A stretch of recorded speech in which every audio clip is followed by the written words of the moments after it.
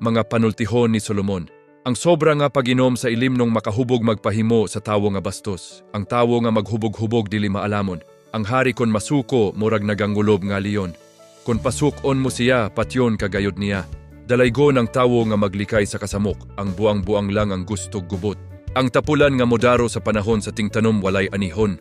Ang hunahuna sa tawo mahimong sa makalawom sa tubig. Apan kon maalamon ka matugkad mo kini. Daghan ang moingon nga maayo silang tawo. Apan na ba kanila'y masaligan, ang matarong nga tawo dili sa lawayon. Ulahan ang iyang mga anak nga nagasunod sa iyang pamatasan.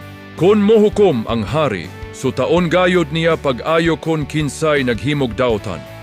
Wala gayoy makaingon nga hinlo na gayod ang iyang kasing-kasing, nga wala na gayod siya'y sala. Ngilaran ang Ginoo sa manglimbong og timbang o pagtakos.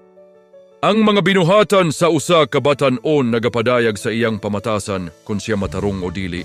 Yatagan kita sa Ginoo og mataaron, makakita og dalunggan aron makabati. Kung sige ka lang og katulog, magutman ka. Bangon og pagtrabaho, ug moabunda ang imong pagkaon. Sawayon sa mamalitay ang baligya aron makahangyo siya.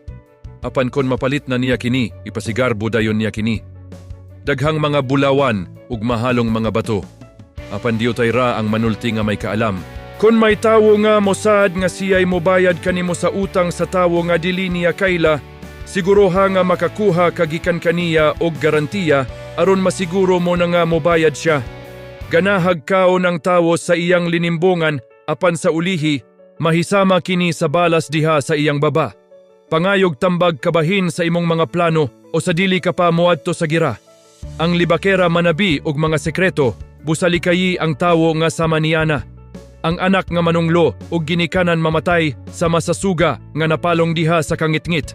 Ang panulondon nga sa sinugdan imong gikuha sa dili pahustong panahon, dili makahatag kanimo og kaayohan sa kaulahian. Ayaw panimalos. Salig lang sa Ginoo ug tabangan kaniya. Ginakangil-aran sa Ginoo ang mga tawong nagapanglimbong sa timbangan. Dili ka na maayo nga buhat. Ang Ginoo maoy nagabuot sa atong kinabuhi. Busa dili nato mahibaloan ang atong kapalaran. Makuyaw ang pagdali-dali og saad nga imong ihalad ang usa ka butang ngadto sa Ginoo. Kinahanglang huna-hunaon mo una kini sa dili ka pa mo saad.